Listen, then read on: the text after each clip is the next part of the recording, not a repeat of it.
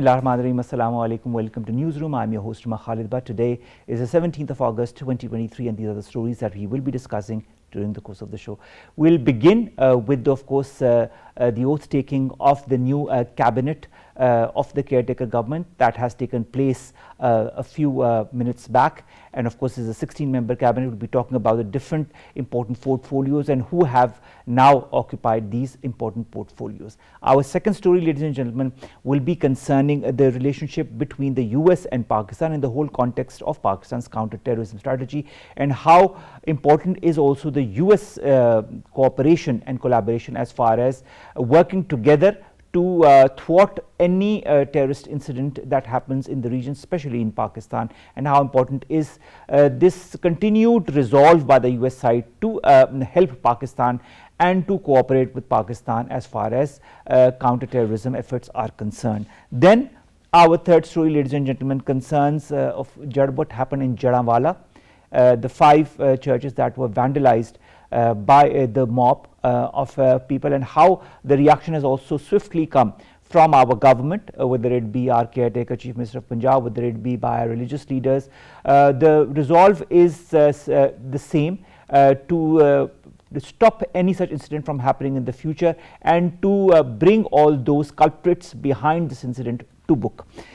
Then we'll be talking about Kashmir and illegally occupied Jammu and Kashmir, ladies and gentlemen, and of course how Pakistan has again urged India to bring an end to the detention, the illegal detention of Khurram Parvez, Irfan, Miraj and numerous other Kashmiri activists who are languishing in different jails, and to give them the due right that they deserve, the right to live as peaceful people and the right to determine and to fight for the right to self-determination. This is going to be our last story. Let's begin with our first, ladies and gentlemen, and that concerns the new caretaker cabinet that has now taken oath. This is a 16-member caretaker cabinet of the federal government. President Dr. Arif Alvi administered the oath. Many faces that we know already are now part of this caretaker cabinet, but very important names and their portfolios as well. Let me just give a brief insight into who the members of the new caretaker cabinet are. Whether it be Murtaza Solanki Saab, or the Minister for Information and Broadcasting, Khalid George, the role of Human Rights Minister, Shahid Ashraf, who has served as Chairman of Federal Public Service Commission and now is the Communications Minister, Gohar Ejaz as the Minister for Textiles, and Dr. Nadeem Jan as the Health Minister, Umar Saif as the Minister for IT, Muhammad Ali as the Energy Minister, Aneek Ahmed, Ministry for Religious Affairs, Jalil Abbas Jilani Saab, a very well-known name and face as the new caretaker Foreign Minister, Sarfaraz Bukti, who is the Interior Minister, Shamshad Akhtar, Dr. Shamshad Akhtar, another very renowned name, now is the Finance Minister, Lieutenant General retired Syed Anwar Ali Haider as the Defence Minister, Ahmed Irfan as the new Law Minister, and of course I did talk about Mr. Solanki, who is a very eminent journalist and analyst and now is the new caretaker Information and Broadcasting Minister. These are important portfolios and these of course are very important in this current caretaker setup to bring forth the government under the current circumstances and to strengthen the government under the current circumstances, and these are extremely important names as far as this is concerned. Jamal Shah also as the Minister for Culture, the caretaker Minister for Culture, is another excellent name as far as his expertise is concerned. Let's come to our second story, and that second story concerns the collaboration and the resolve by both Pakistan and the United States to work together as far as counter-terrorism is concerned. The United States has a shared interest with Pakistan in combating threats to regional stability. This has been said by Vedant Patel, who is a spokesperson for the State Department. More in the following report.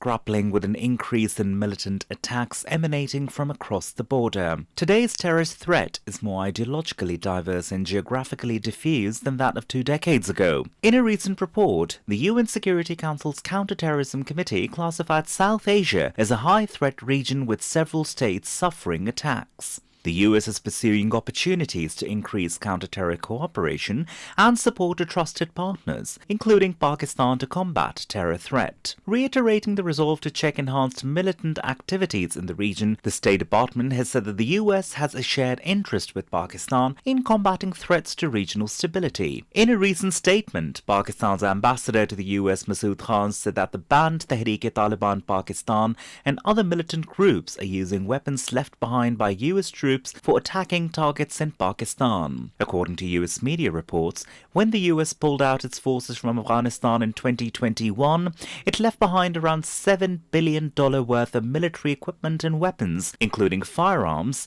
communications gear, and even armored vehicles. According to the Pakistan Institute for Conflict and Security Studies, Pakistan saw a staggering 79% increase in militant attacks during the first half of 2023 compared with the corresponding period last year. Dr. Aqab Malik, who is an expert in international relations, joins us online. Dr. Aqab, thank you very much to have joined us. First of all, let me begin with highlighting the report by PICS, that is the Pakistan Institute for Conflict and Security Studies, that indicates a staggering increase of 79% as far as the militant attacks during the first half of 2023 are concerned.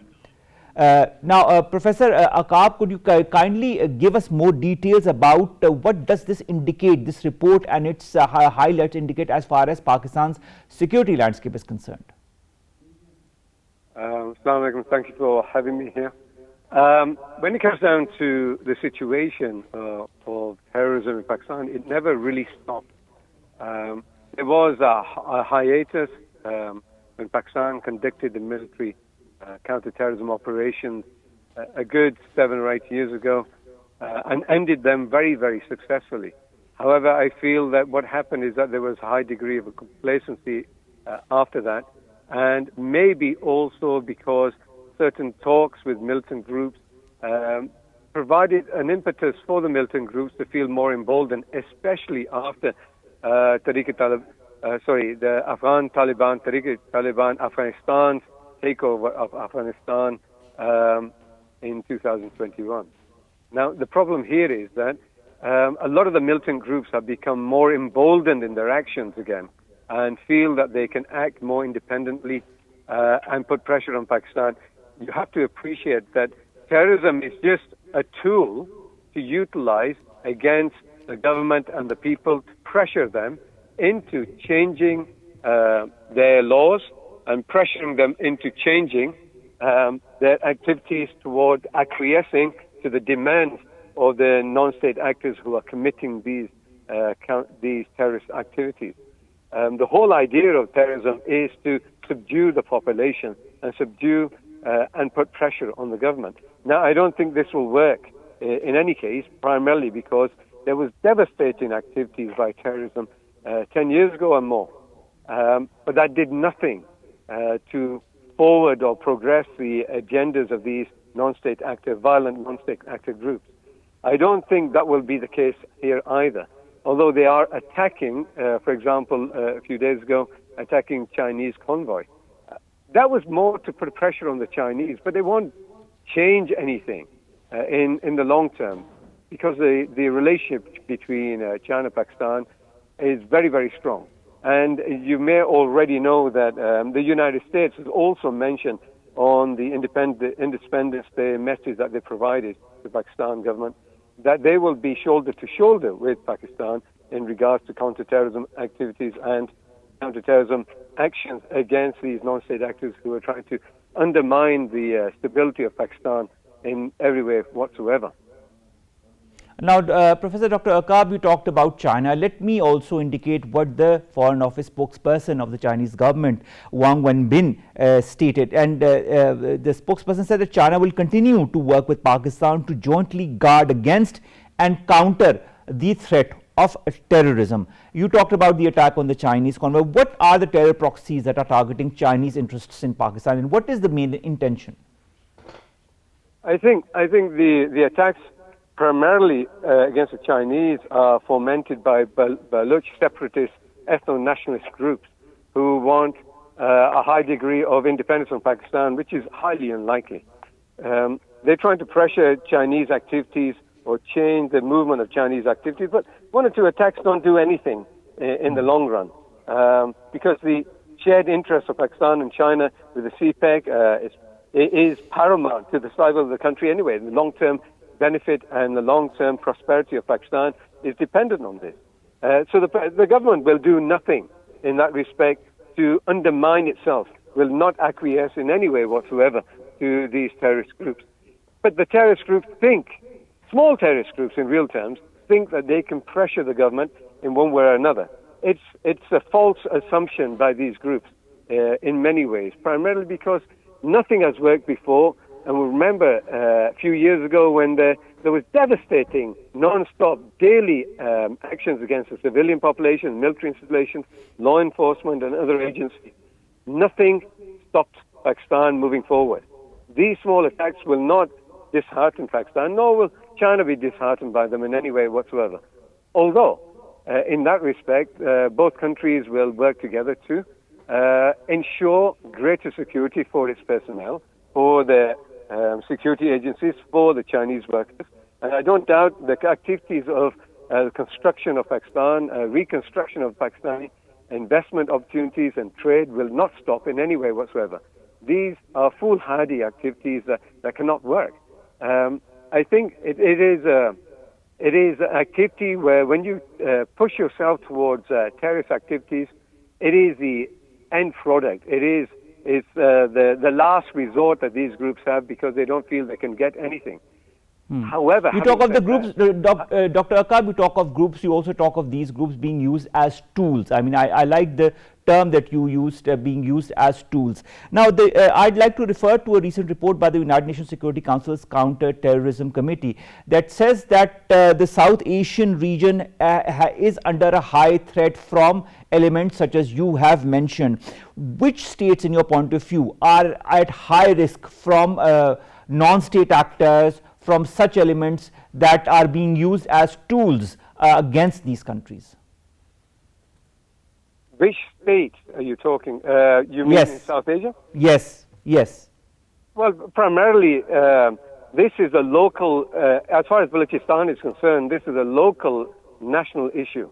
It doesn't involve separatist groups from outside Pakistan coming in, although maybe Baloch separatists who live in Iran may be involved, primarily because of their separatist activities in Iran also.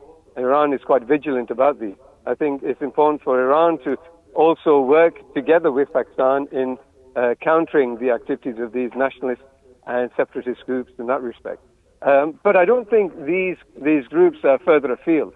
There is an assumption, maybe, that foreign elements are involved to facilitate these non-state actors, maybe help them in many ways, provide some logistics and maybe knowledge and advice to act in a detrimental way to Pakistan. But these have to be thoroughly investigated. So I think it's not appropriate for me to mention things like this at this moment in time until they are actually proven.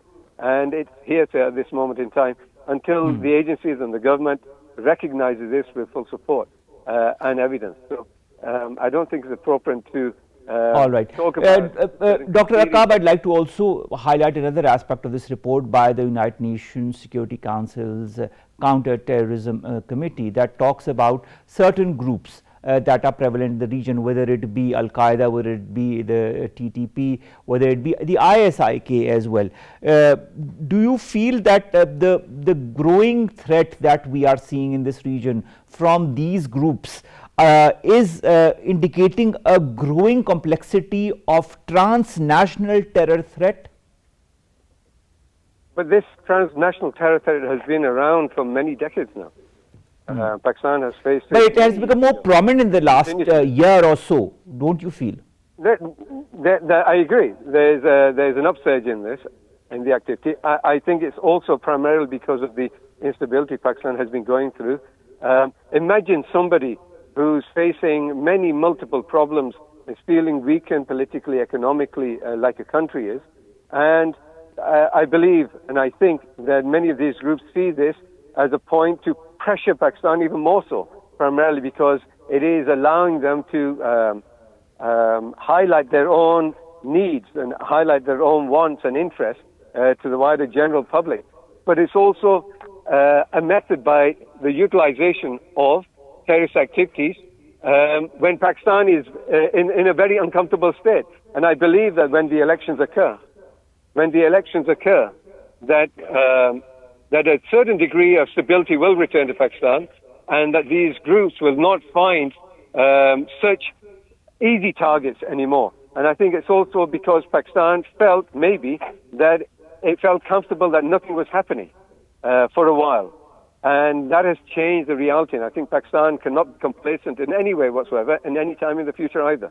It must take action against these separatist groups who want to divide Pakistan, and any elements that may support them in that respect. You talk of these, terrorist elements. You talk of these non-state actors.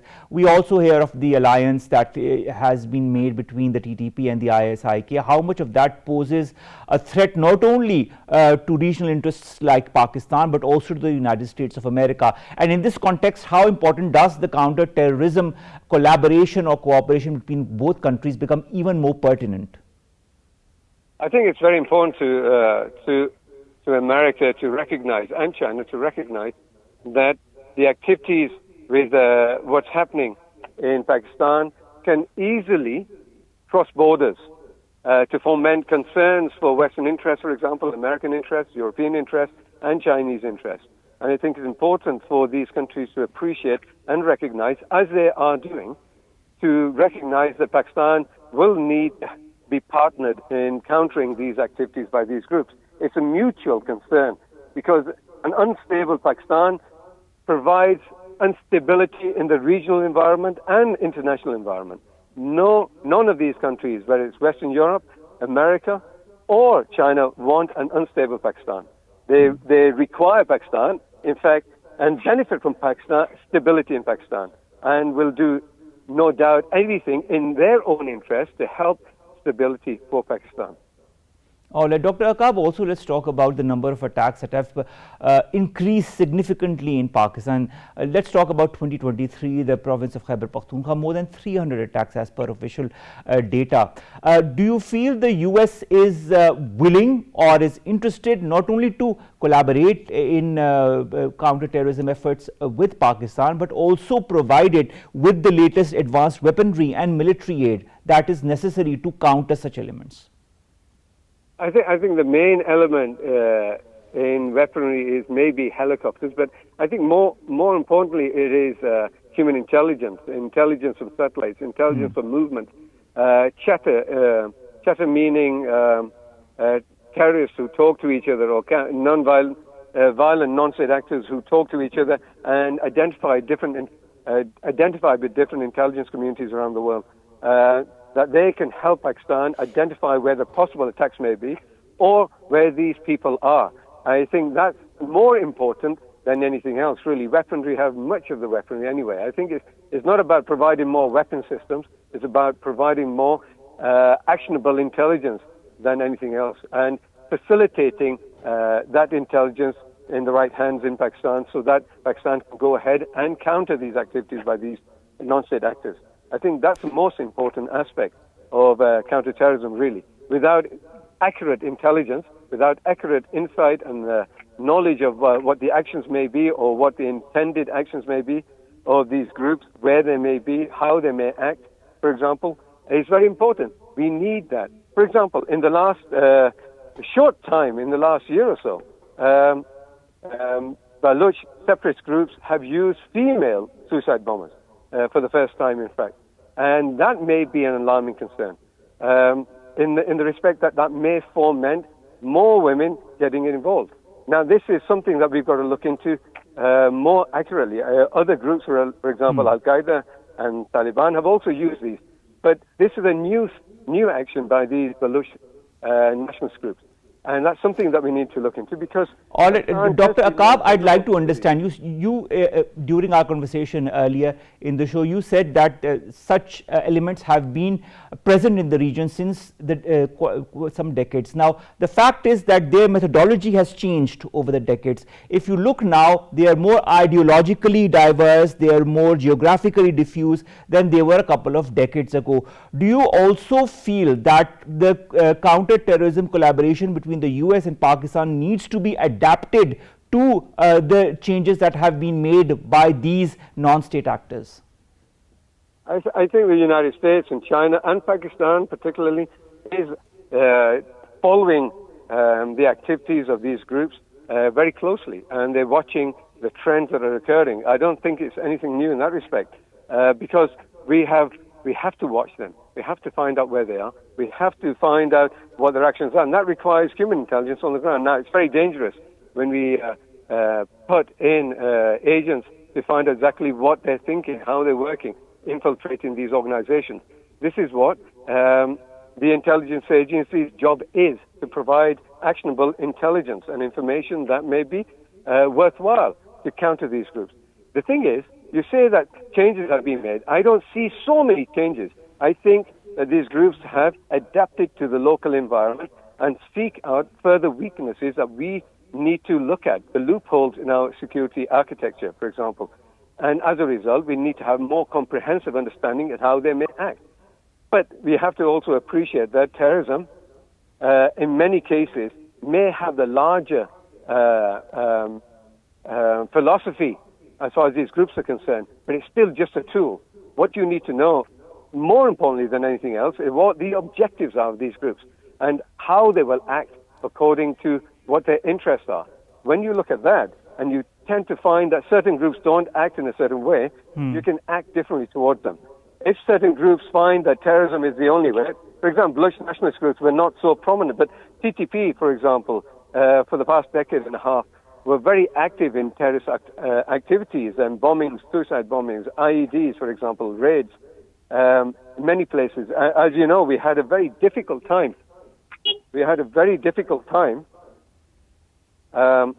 Combating them. It took many years and much struggle.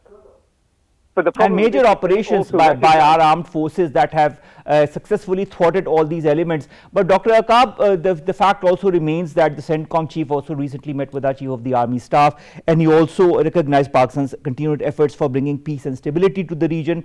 That is very important, the recognition of the Pakistani efforts through all the different operations that have been held and continue to be held.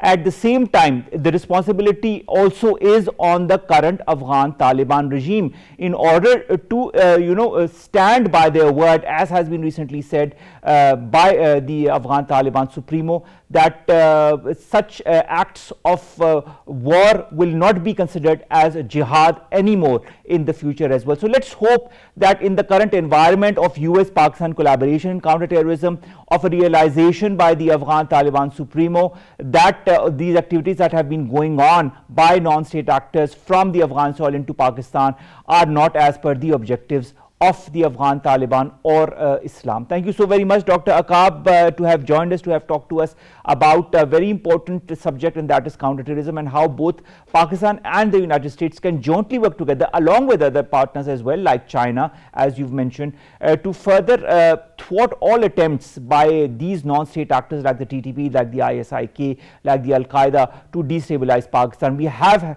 undergone many major operations in the past as well, and we have thwarted all their maneuverings, and we will continue to do that in the future as well. Let's come to our second story, and our second story, ladies and gentlemen, concerns the 5 churches that have been vandalized in Faisalabad's Jaranwala.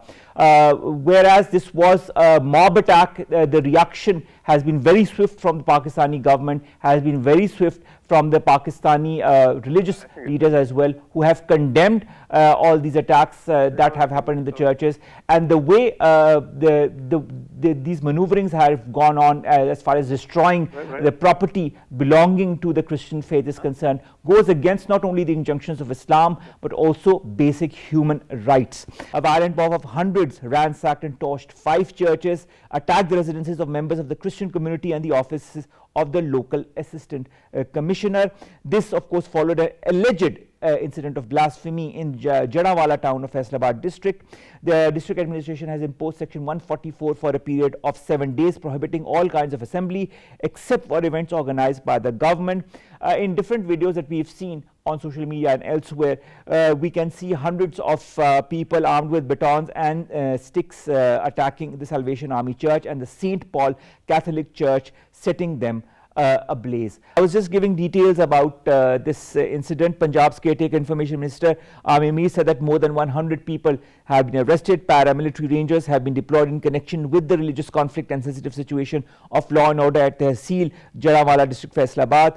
The controversy, of course, giving you a bit of details, erupted after torn pages of the Quran was discovered near the Christian colony with alleged blasphemous content that were written on them. The pages were taken to a local religious leader who reportedly urged Muslims to protest and demand that the culprits be arrested. The Christian community leader said the mob also torched 3 other churches and looted valuables from the houses that had been abandoned by the owners, fearing violence. That is why section 144 has been imposed on these different localities of Jaranwala.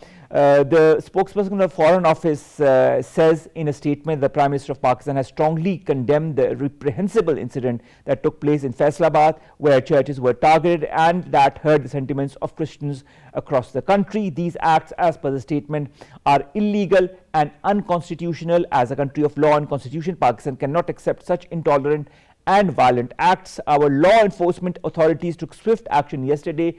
The statement further says they have been instructed by the Prime Minister to apprehend the culprits and bring them to justice.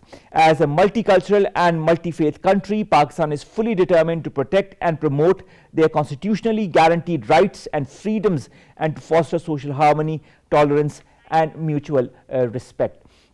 And that is what the basic essence of Pakistan's point of view is. Any such element that tries to disrupt the situation in Pakistan, in any a particular region of Pakistan, and tries to deliberately malign Pakistan's image through evidence such as these. Imran Sandhu has now joined us online. Imran Sandhu, thank you very much to have joined us. Imran Sandhu, in your point of view, we have seen other incidents like this happening. Why did this incident happen now at this critical juncture when a lot of talk is going out as far as human rights is concerned? Was this deliberate? I don't think so. These things are deliberate, but I think this is the reflection of who we are as a society. I think the most critical role is that of the state of Pakistan and the institutions of Pakistan, especially the police and the judiciary. I think they should come together to provide justice to whosoever has transgressed the limits. So I think justice delayed is justice denied. The reason these things happen, of course, for a crime to happen, there is no reason for a crime. But when in a society justice is delayed, when the police is not going to launch FIRs against the people who become blasphemous, then there's a chance that the other people wrongfully, but they will react. So I think everybody has to go, and every institution and every person involved with the institution should reflect what was their fault. It is not a fault of one person. It is the fault of a society, as fault of the institutions. So we should come together as a nation, as a society, to resolve these issues. Imran, I'd like to also understand what are the teachings of Islam as far as giving justice to perpetrators of blasphemy is concerned. Do you feel such mob violence as we've seen in Jaranwala is something that is enshrined in our religion, or does it go against our teachings? At the level of Sharia, or at the level of Islam, Islam gives a right to the government or the leader of the government, and how people legislate, this right belongs to the government to make rules and regulations so that these incidents do not happen. So it is in Islam there are two types of laws. One is hudud and had, and the other is tazir. So Islam gives a right to the Amir or to the leader of the nation to make such laws where blasphemy can be curbed, blasphemy should not be allowed. All right. Also, I'd like to understand, if you look at the recent incidents that have happened earlier this month, a teacher was killed in Turbat in Balochistan after being accused of blasphemy during a lecture. Then in February, an angry mob snatched a suspect from his prison cell in the rural district of Nankana. How, in your point of view, important is the role of ulama, and what role can they play as far as putting an end to such incidents are concerned, and let the due law take its course? Ulama's role is more on the moral side, not on the legal side. So ulama should teach the nation. Their role is that of a teacher, so that they teach what is Islam, what is morality, what is the consequences of blasphemy. So ulama should go and teach everyone around the world, because ulama are the teachers of the nation. They should act as a teacher. But the more importantly, the role of the government is more important over here. That they should make such legislation, and the justice should be. They should ensure that the justice is so easy and quick, so that if anybody intends to do blasphemy, or if anybody by action does blasphemy, that person should be taken into custody. This will be safe for this person as well as safe for the environment as well, and safe for the country as well. That is so true. Thank you so very much, Imran Sandhu, to have joined us. That was Imran Sandhu, religious scholar. We've now been joined by Maulana Tahir Mehmood Ashrafi, Chairman, Pakistan Ulama Council, and a religious scholar. Sir, thank you very much to have joined us. Sir, I'd like to quote what you said in a press conference in Lahore. You said, "We have failed to fulfill our responsibility as an elder brother. We seek forgiveness." What can we do as a nation in order to bring some kind of solace to all those who've been affected by this incident? Bismillahir Rahmanir Rahim. Nahmaduhu wa nusalli wa nusallimu ala rasulihil kareem. Really, I don't have a word I tell about this incident. First, I think we need apologize from our Christian brothers and sisters, Christian leadership. Secondly, I telling you why this happening after every 3 months, after every 4 months, because of our judicial system. He is failed to give the punishment of the culprit. You see the incident some year before in Lahore in Joseph Colony. All culprit is released, not punishment for him. And I think the major important role, if we want to stop that kind of happening and incident, our court must be give the punishment to people, and we need speedy trial, not only this incident and also other, because of we feel that, and that is a reality. When any happening, then we discuss on the TV, everyone giving the statement, everyone telling that is very shameful. But after 15 days, 1 month, we are going to other things and leave that kind of thing.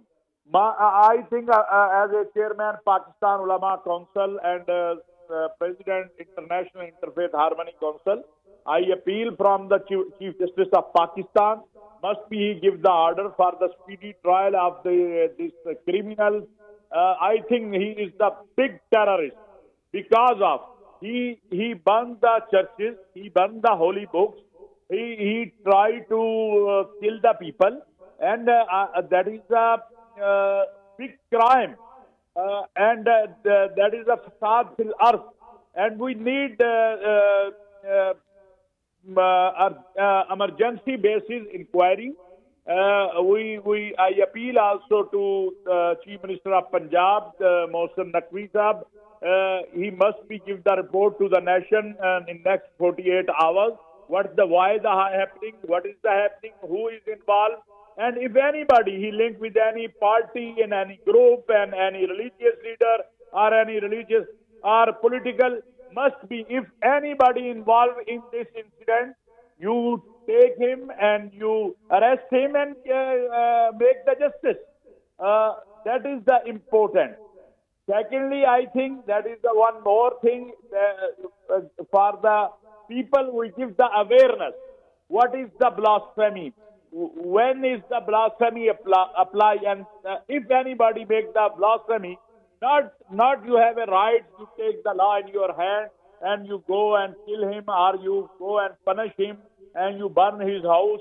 No, that is not. We have a law, and if anybody doing the crime, then you go the police station and report there. And I also telling you, when I am a chairman Muttahida Ulama Board Punjab, more than 115 cases we resolved about the blasphemy issue, about the religious things with the negotiation. And that is incident what is yesterday. I think that is some lapse of the from the police also. And I think when the report came, then we reached up. But I think the appreciable to stance of our Prime Minister, caretaker Prime Minister Kakar Saab, and our now Interior Minister is new, and I believe he is a very dominating man, and he is doing his role for the peace and for justice for our Christian community.